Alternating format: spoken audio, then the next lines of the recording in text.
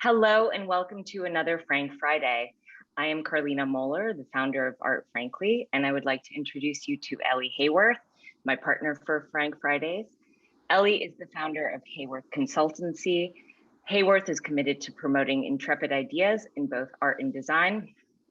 Ellie has grown her business to command a full scope of client services, including PR, business strategy, strategic development, content strategy, speaking engagements, you name it, Ellie can help you.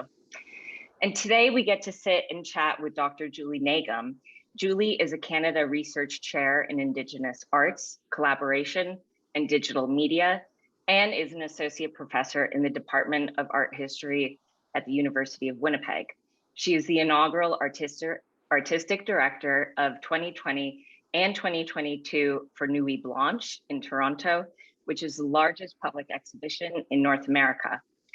Dr. Nagam's SHIRK research includes digital maker spaces and incubators, mentorship, digital media and design, international collaborations, and place-based knowledge, where she leads a partnership grant with over 7 different countries. Her artistic work has been exhibited internationally, including in Brazil, France, New Zealand, and England. Julie's scholarship, curatorial, and artistic practice has been featured nationally and internationally. This woman is a true force, and we are beyond thrilled to speak with her today. Ellie, take it away. Thank you so much, Karlina. And Julie, yes, I think just to mirror what Karlina just said, you are a true force, and I am really excited to dive into what will probably be a portion of all of the things that you do, but it's certainly going to be kind of fun to have a conversation about your work today. Awesome. Thanks so much for having me, you guys. I'm excited. Yeah, it's going to be fun. So as Karlina mentioned, you are a very esteemed scholar, certainly multi-hyphenate, with a specialization in Indigenous arts. And you have, contributed to a number of different curatorial and kind of knowledge building projects, but one of which, I know you're very passionate to speak about, and we're really excited to hear more about, is your role as the artistic director of the Nuit Blanche Toronto, which, as Karlina mentioned, is the largest public exhibition in North America. Can you tell us a little bit about that role, what your work on the day-to-day looks like, and just a little bit more about you and your career? I was like, I could joke, lots of meetings. I was like, that's what that day-to-day looks like. I think the terms of the Nuit Blanche, I think it's one of these spectacular events. We just celebrated our 15 years. I did all of 2020 in a virtual realm. And so we had over 54 BIPOC artists that made augmented virtual reality works. And we did a live stream, we've done podcasts, we've done all the talks. And we also launched a 14-year archive of over 15,000 artworks. The city itself that exhibition brings in over $45 million in revenue from just having that event. And there's usually counted about 1.2 million people that come out at a 12-hour period. So I think that when we try to explain it to people who might not have experienced before, I think it's always like, oh yeah, it's nice, it's a public exhibition, sounds great.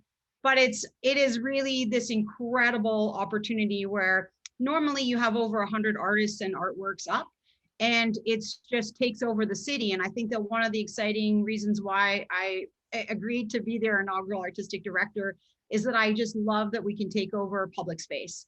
And so like spaces that you're used to being in that aren't able to function the same way as they normally are. So I've been an artist in Nuit Blanche, and that was in 2017 as a commissioned artist. And I took over the Bank of Montreal's white marbled space with huge wigwam pieces, which was called Manitobois Speaking to the Moon.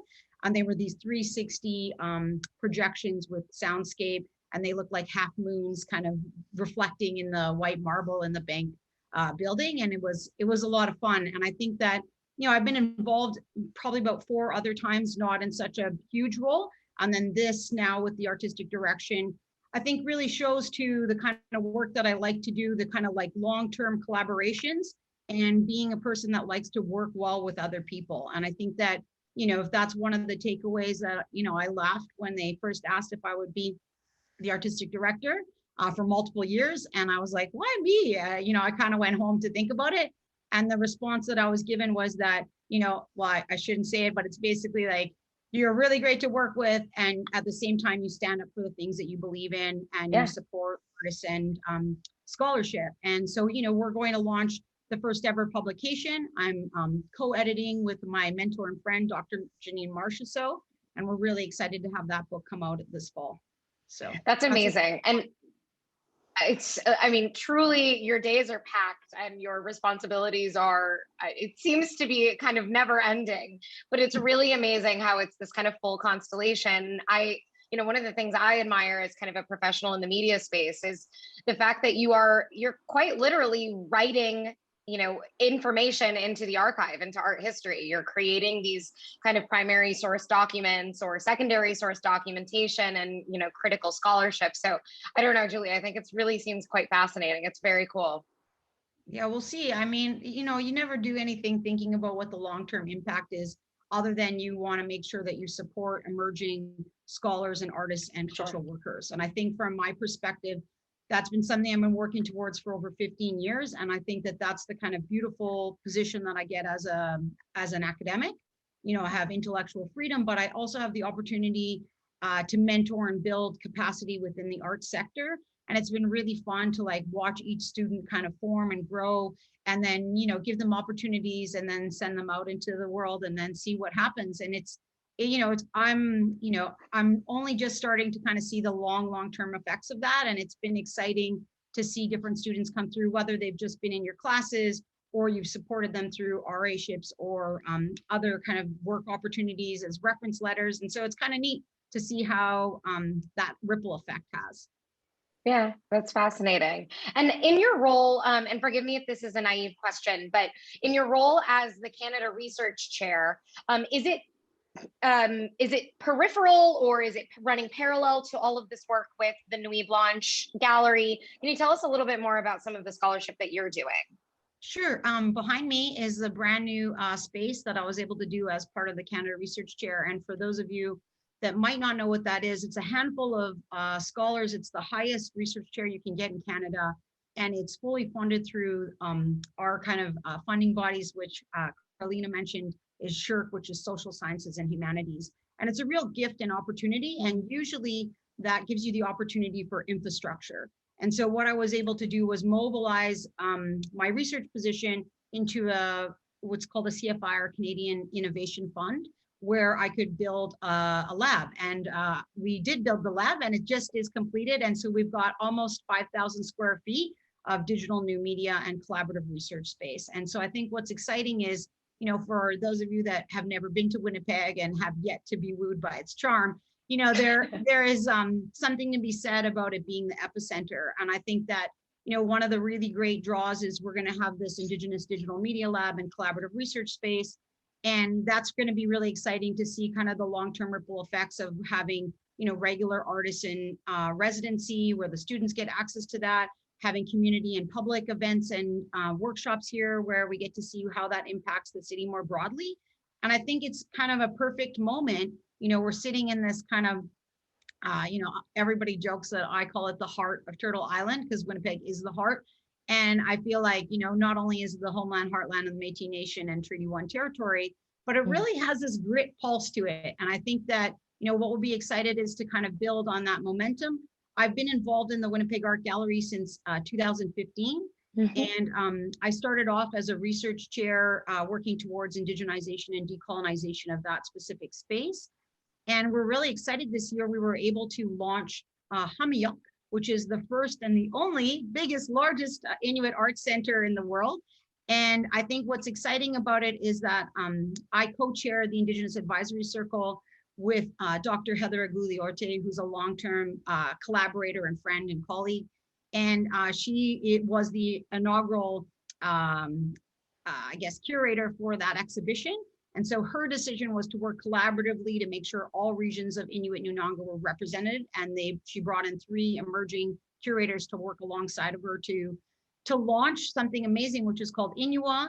And it has over 90 artists, and the building is stunning. And not only at the same time were we involved in all the process of that capital project as co-chairs, but we got to do one of the most exciting things I've ever been able to do. And we, as non-language speakers, we organized 15 different language knowledge keepers, and we worked 7 languages here in Manitoba, and then Inuktitut, which is 8. And there's each region has its own dialect. And so we had a lot of fun kind of thinking conceptually about how to name those spaces. And we named 14 spaces in the Winnipeg Art Gallery. So Hamiyuk means it is bright, it is lit. And then we were able to name the WAG as Binesen Bawasiye, which means the light of the new dawn. And so there's different words for each space. And we really took a kind of thematic approach and conceptual approach, and then had all the different language keepers kind of weigh in and offer their gifts. And I think it's a really incredible opportunity, and we can kind of see Winnipeg leading in that area. I love that. That is absolutely incredible. And it sounds to me like the community certainly is rallying around these efforts. But I'm curious, I mean, were there any kind of challenges you were confronting? Some of this work, if not much of it, took place perhaps during, a very challenging past year that we've experienced. So, I mean, is there maybe one or two key takeaways that you've, just challenges that you faced and how you've confronted them? I think that indigenizing and decolonizing is challenging every path. Sometimes you take 2 steps forwards and you take 4 steps back, and then you get another irate email, and then you respond accordingly. And and I think that even things when you're doing all this incredible work, with one organization, then you get pushed back from another organization. And I think that works ongoing. And I'd say one of the things that we've done at the Winnipeg Art Gallery is to ensure that there's Indigenous representation at all levels of that organization, which really helps to alleviate some of that work. One of the challenges of COVID is that we're not allowed to gather in public space. And I think it's such a disservice to have that beautiful building not filled with people. And what they did was, time ticketed, which was great. But we also worked with Eagle Vision, and they did a full virtual opening, and people got to be exposed to some of the ceremonial aspects, which they wouldn't have otherwise been privy to. And I think in some ways, that challenge became a beautiful opportunity to kind of tell a different story of how First Nations, Inuit, and Métis people are working together to kind of activate that space. So I think that that's really beautiful.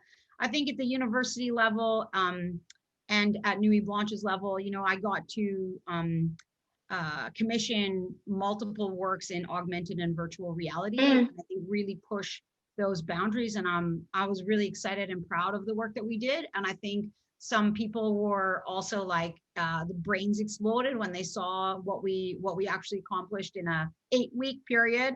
And I think that sometimes those challenges can be, blessings too, and kind of push you in a new way that you might not have wanted to do. So definitely challenges always, but I think that if you're tenacious and you are the force to be reckoned with, you can get those things done. Yeah, absolutely. Which, I mean, you're certainly proving yourself to be. So, I mean, we've only just met, Julie, but I'm very impressed, I have to say. And in addition to all of this work that you've just articulated, you have a personal artistic practice, and you're also investigating similar themes. Can you tell us a little bit about your artwork and how you've manifested some of this curiosity? I think for me, the art part is the part that gets to fill you up, and so sometimes as people who are in leadership roles, you're constantly kind of managing the day-to-day and making sure that those visionary projects happen. And I think that takes up and is a very different way of working. And what's nice about creating work is that you get the opportunity to just give that to yourself. And I think that for me, that's important to kind of keep my art practice mobilized and energized. And right now I'm working on a large scale commission work for New Zealand at the Dowse and Urban Shaman here in Winnipeg. And it'll be a large scale multimedia exhibition, which I just got funding from Canada Council on. So I'm excited by that. And I have another work going up at the London Museum in Ontario, not in the motherland. But I think that same thing, that work's going to be really exciting to kind of launch. And that's going up, I think, in the next 6 months. And I think for me, I got to show in New York at the Smithsonian as a large scale work. And that was a brand new commission work as well. And it was called The Futures in the Land, if you listen to it. And I think that those projects are, important. And I get excited to kind of work through some of those ideas. I'd say that the scholarship is embedded in some of that. I think the way that I think is definitely creative and what we would call research creation. And, the incubator projects that I've been working on with two colleagues of GLAM, which is Dr. Heather Gugliarte and Dr. Carla Taunton, we've been taking those kind of concepts of methodologies of thinking about, research creation, and then taking, 6 to 9 artists and bringing them, blocking them into a digital media space and seeing what they can come up with in 10 days. And then kind of guerrilla curating. And so, we've done Nuit Blanche in Montreal, we've done Nocturne, we've done Art in the Open in Charlottetown. So, we kind of continue to do some of that work. And I think that also is a kind of an exciting way of pushing the scholarship. And so, we write about it, teach about it, embody it, but it's also really great to actually get out into the physical space and then push the boundaries of what scholarship actually is. That's amazing. It is very, very cool. How did you get involved with all of this? Like, can you tell us perhaps in brief, just, really what your journey to art was? I always laugh when I tell a funny story that I was actually given a scholarship out of high school, but I decided to move to Banff and go snowboarding because that's actually what I wanted to do. But I didn't actually know how expensive university was. And I'm the first person to go to university in my entire immediate and extended family. So I don't regret it because I still ride today, and that's part of my fun and excitement. But it definitely was a choice. And I'd say when I returned back from Banff, I went to the Winnipeg Art Gallery and I witnessed Robert Gould's work, Sovereignty Over Subjectivity, which was, I think, 1998. And so, I remember just being blown away with that exhibition and his work. And I didn't really know at that point that that's what the trajectory was going to set me on. But I think that, being able to create work and then thinking a little bit about scholarship and research and critical thinking, it just sort of led me to a path of graduate school. And I, again, didn't know that that's what I was going to do. Definitely didn't have any set role models, but each stage, different people, whether that be existing professors, said, oh, you should really consider this, or we think you're doing exceptional work. And I think that people undervalue mentorship and seeing yourself reflected in somebody. And I think that because of those people that saw something in me, definitely helped me on my path to where I am today. That's amazing. Can you tell us a little bit about so we've spoken with a lot of individuals in the past few months, or weeks rather, about, challenges they've confronted in the past year and how our whole kind of work lives have been upended, and therefore there's a transition to remote work. But I have to tell you, I think we've spoken with everyone in the US. And so it's great to hear from our northern neighbors. What was your day-to-day? How did the pandemic affect you guys? And, what does it look like now? And I don't know, just tell us a little bit about the past year in kind of a capsule. I think as a parent, I think that that's probably the hardest struggle. And I think that that's the thing that professionals have struggled with the most. And not just professionals, but the people who do the day-to-day grind and hold up your economy in different aspects. And I think that, I've had the luxury of splitting my time. And so I always stayed home part-time when the girls were really little, and then worked in the evenings. I know Karline's going to laugh at me, but I worked late at night and when they would nap. So for me, I have a different kind of work ethic. And I think that that capacity to work around children has been already embedded in me for a long period of time. So it wasn't that big of a shift. But I will say this, I'm definitely not a homeschool teacher. I wouldn't necessarily opt for that. I think that, and I think on the plus side, my kids know a lot more about what I do on the day-to-day and what my work life looks like. But there's a real big line blur, like yesterday I had a meeting and they both came onto the meeting and said hi and introduced themselves. And, I think that, it's going to be interesting to see how it impacts them. And I think in Canada, we definitely, different cities, and especially the circumpolar has been hit very differently than, say, Southern Canada. Toronto, Montreal, and Vancouver obviously been the hardest hit in terms of cases and those pieces. But I think in general, the Canadians, they're resilient. They're also, they've been pushing for different aspects. And I think people are getting really creative on how they do stuff. And I know a lot of people are like, I don't want to go back to work. And then other people are like, I can't wait to go back to work. And they're ready. So I think it's a real mix. It depends on what you like and where you thrive, right? Yeah. Yeah. Are you seeing some of the themes that emerged over the course of the past year coming into play in terms of curatorial projects or scholarship that you're seeing, in the coming months? Not really. I'm almost like, I hope not. I hope everybody just blinks and be like, what pandemic? I don't know what you're talking about. I think we will. I think we're going to see a lot of art projects. I know even with some of the proposals for Nuit Blanche, there were some moving towards that. I think that I think people are still in shock and still in it, before we actually kind of see the kind of reflective aspects of where that's going to go.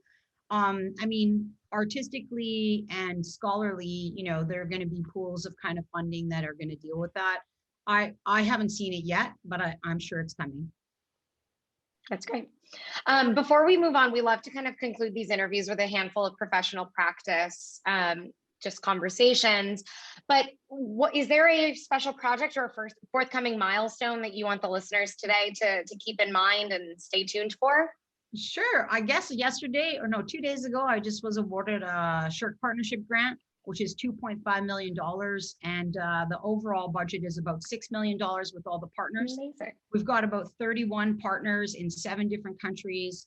And, we're really excited to think about how to mobilize and talk through kind of mentoring BIPOC curators and cultural workers and scholarship. We're also excited about the potential of the incubators and exhibitions and taking up public space. And the big one for me is digital media. And I think that it's even more pertinent. I'd say that's like one of the positives of COVID is that, I've been banging that tin can for a while and others much longer before me. And I think that, what we're going to see is people's digital literacy change. And I think it's going to make our projects and work in that area so much more pertinent. And I think what we're going to see is a kind of bigger shift towards that. And I think that, that project I'm super excited about. And I'm, just fingers crossed that the travel ban lifts and we're able to, go. And I think, I'm supposed to be a scholar in residence at the University of Sydney this summer for the year. And I'm pretty excited about it. But of course, nothing's a guarantee. We'll see what the world holds. Sure. Well, that's exciting. And all of those achievements sound like something you should be very, very, very proud of. So that's great. I'm looking forward to seeing what materializes from those. We love our little professional practice questions at Art Frankly. So I have a handful I think that we can conclude on. Okay. What is one thing that you do every day in your professional life that you think is, really critical to your success? I think it's actually just about confidence.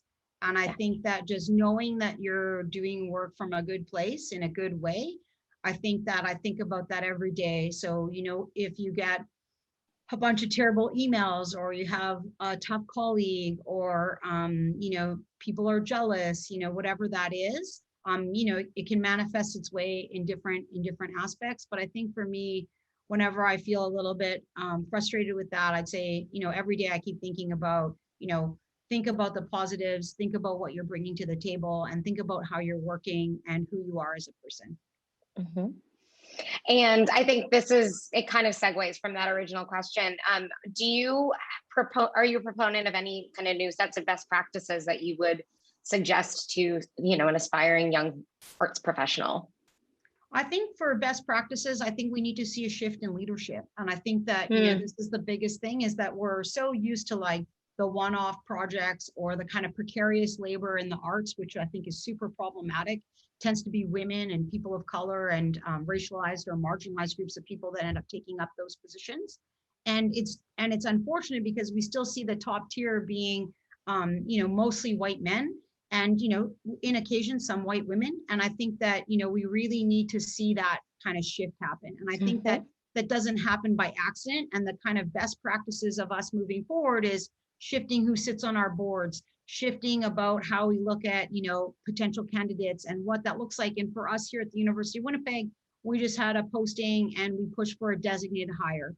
And so, which basically means that only racialized people could apply for that position. And I think that and I know that you guys have different aspects here in Canada. We don't have the same kind of format that you guys have had in the US where, there's kind of the opportunities to push for those. And in Canada, we've been a lot more relaxed. which actually hasn't done us that kind of justice. And I think that what we need to do for best practices is dismantle the system that we currently use, and then think about how could we shift new kinds of knowing, new kinds of methodologies, and putting new people in those leadership positions to see new ways of working. What does that look like? And I don't even think we've been able to experience it yet, because as soon as you get a few people in those leadership roles, everybody's like, oh, okay, your time's done, it's okay, let's go back to the way things were. And I think, especially for you guys, there needs to be a radical overhaul of what those institutions hold and how we work together, and how we move forward into the future. Yeah. I mean, that certainly is something that we're starting to see come to the fore in various outlets in the US, and I'm sure internationally as well. And so I think you're speaking to a very enthusiastic audience in saying that. So those are best practices I think we all kind of stand for. Our last concluding question is always, it's a consistent one. What is one positive takeaway from the past year that you hope we all hold close to the vest as we move forward? I think that quiet introspection. And for me, I travel a lot, and you guys joked at the beginning of how busy that is. And I think that one of the nice parts is to kind of push people to kind of work differently and still be effective. And I'd say one of that for me is a positive. And I think that, the fact that I'm not required to have to leave home to do my parts of the job and still get to be with my family has been really great. That being said, I'm also excited when travel ban lifts and we get to go places, because I usually bring my children with me to lots of the places and the things that I do. And I think that, I think the nice introspection has been a positive for sure. I agree with that statement. I've been very refreshed by the kind of moments of pause. So no, I agree. Julie, you're really exceptionally impressive, and it's just been really lovely to speak with you today. So I appreciate that you've taken the time out of your day to speak with us. Oh, thank you so much for having me. It's a pleasure as always.